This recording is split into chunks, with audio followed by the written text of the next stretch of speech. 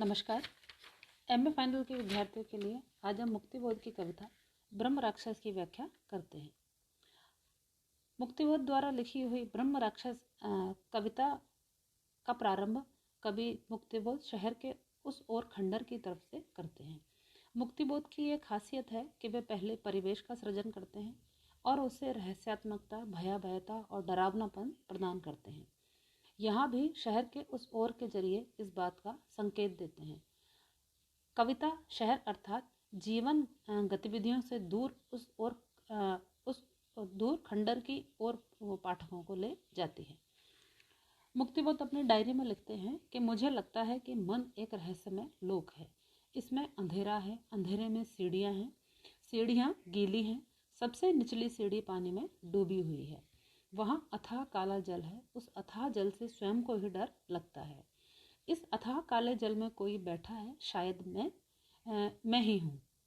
यहाँ बावड़ी जितना ब्रह्म राक्षस के रूप में विद्यमान मुक्तिबोध के बहिर्लोक का प्रतीक है, उतना ही उनके अंतरलोक का भी है।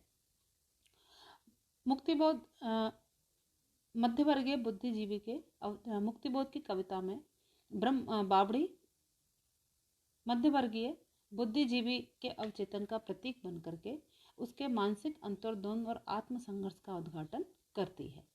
आगे बढ़ते हैं कि बावड़ी की उन गहराइयों में शून्य ब्रह्म राक्षस एक बैठा है। वह भीतर से उमड़ती गूंज की भी गूंज, हड़बड़ाहट शब्द पागल से, गहन अनुमानिता, तन की मलिनता दूर करने के लिए प्रतिपल, पाप छाया दूर करने के लिए दिन रात स्वच्छ करने ब्रह्म राक्षस घिस रहा देह, हाथ के पंजे बराबर, बाह छाती मुंह छपाछप, खूब करते साफ फिर भी मैले।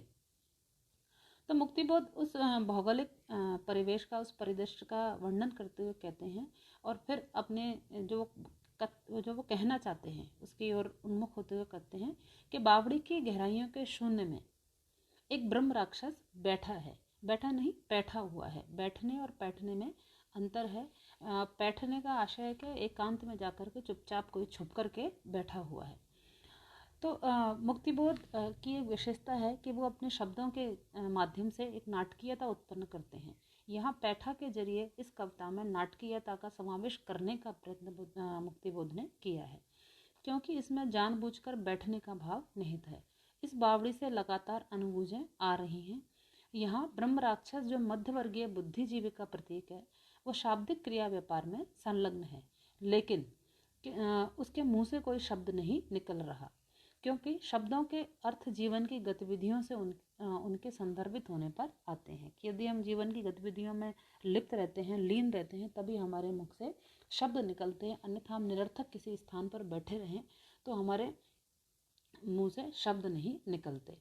कि वह भीतर से उमड़ती गूंज की भी गूंज, हड़बड़ाहट शब्द पागल से।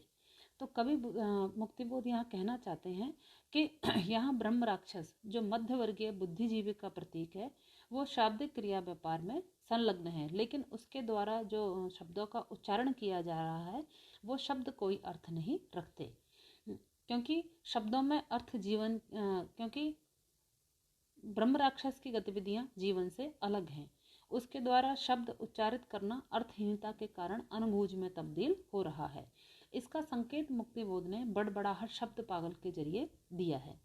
यही मुक्तिबोध ब्रह्म राक्षस के आत्म संघर्ष की निरर्थकता का भी संकेत देते हैं। ऐसा लगता है कि ब्रह्म राक्षस की सारी गतिविधियां तन की मलिनता और पाप छाया को दूर करने के लिए है। वह दिन रात इस पाप छाया को दूर करने के लिए अखंड स्नान में संलग्न है। कि तभी वो गहरी शून्य में बावड़ी के पानी में जाकर के बैठा हुआ है या बैठ गया है। कि ब्रह्म राक्षस किसी पाप बुद्ध से ग्रस्त है और वो अपने इस पाप को दूर करने के लिए कि अपने शरीर को वो साफ करने की चेष्टा करता है और अखंड जल में स्नान करने में वो तल्लीन है। कि वह अपने हाथ के पंजों से अपने देह, बाह, छाती और मुंह को साफ करने की लगातार कोशिश कर रहा है। फिर भी मैल की आवृत्ति के जरिए मुक्तिबोध इस बात का संकेत देते हैं कि यहाँ मैल शब्द की आवृत्ति है कि फिर भी मैल। कितना धोने के, इतना साफ करने के बाद भी वो मैल जो है हटता नहीं है। तो मुक्तिबोध ये इस बात का संकेत देते हैं कि इस तन की मलिनता कि तन की जो गंदगी है अर्थात पाप छाया को दूर करने के लिए उसकी जितनी कोशिश तेज होती है, जितनी तीव्र गति से वो अपने मुंह, हाथ, छाती, बाहों को साफ करता है, लेकिन वो और अधिक मैला होता जाता है कि अर्थात कि पाप छाया उतनी ही तीव्र होती जाती है। अब यहाँ पर यह प्रश्न उठता है कि ये पाप की छाया क्या है? मैलेपन के तीव्र होते बोध से क्या आशय है?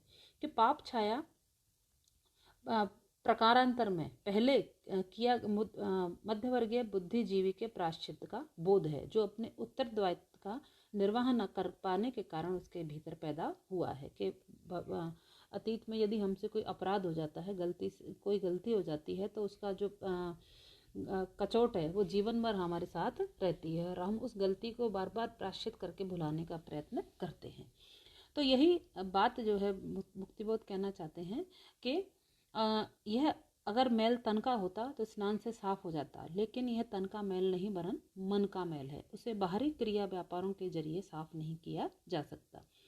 इस पाप छाया को दूर करने के लिए सक्रिय जीवन की गतिविधियों से संबद्ध होना पड़ता है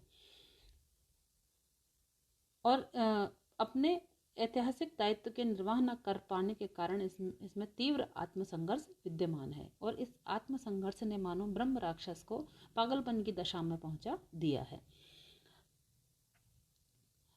रामविलास शर्मा इस कविता पर अस्तित्ववादी प्रभाव का संकेत करते हैं और इस पाप छाया को व्यक्ति के उस अपराध बोध से ले जाकर जोड़ते हैं जिसमें किरकेगार्ड ने लिखा है कि व्यक्ति के अपराध बोध से उसका ईश्वर से साक्षात्कार होता है, लेकिन इस कविता पर अस्तित्ववादी प्रभाव की बात को स्वीकार नहीं किया जा सकता। इसके संदर्भ धार्मिक नहीं है, वरन यह आत्म केंद्रित रहकर जनता से जुड़े बगैर परिवर्तन की आकांक्षा से उत्पन्न हुआ है। नंद किशोर नवल ने इसे स्पष्ट करते हुए लिखा है कि पाप नैतिक शब्द होते हुए भी मुक्ति बोध के लिए सामाजिक अर्थ देने वाला शब्द है, जिसका प्रयोग उन्होंने अपनी कविताओं में नहीं अपने कहानी लेखों में भी किया है। ब्रह्म राक्षस के प्रसंग में पाप शब्द के प्रयोग की संगति यह है कि ब्रह्म राक्षस एक धार्मिक मान्यता है जिसके मूल में ब्राह्मण द्वारा किया गया पाप कर्म होता है।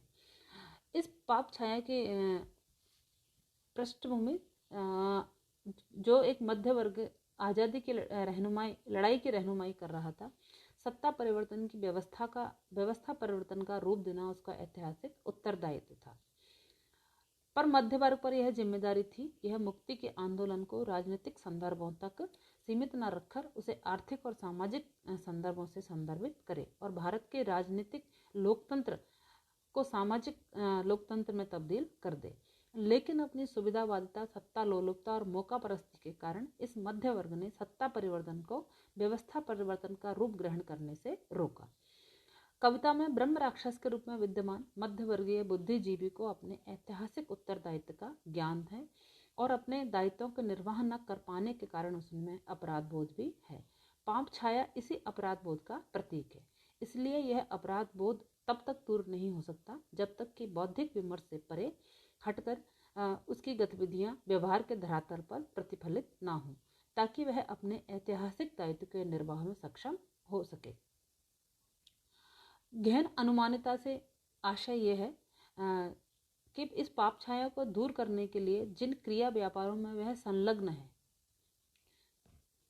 कि गहन अनुमानिता तनकी मलिनता कि जिन क्रिया व्यापारों में वह संलग्न है वह बाहरी ना होकर भीतरी है, मानो वह अपनी अंतरात्मा का प्रक्षालन कर रहा है। ब्रह्म राक्षस का यह आत्मशोधन अतीत की विचारधारा से हो रहा है। अपने वर्तमान को स्वच्छ करने के लिए अतीत की और सामाजिक चेतना के उपयोग की वह कोशिश कर रहा है, जिसने उसे अपने वर्तमान से विच्छिन्न कर दिया है। वर्तमान से विच्छिन्न होकर अतीत हमारे लिए उपादेय नहीं रहता। अतीत के वही संदर्भ हमारे लिए उपयोगी होते हैं जिनके वर्तमान में उपयोगिता हो सकती है। आगे इस व्याख्यान को अपन कंटिन्यू करेंगे आगे अगले व्याख्यान में। नमस्कार।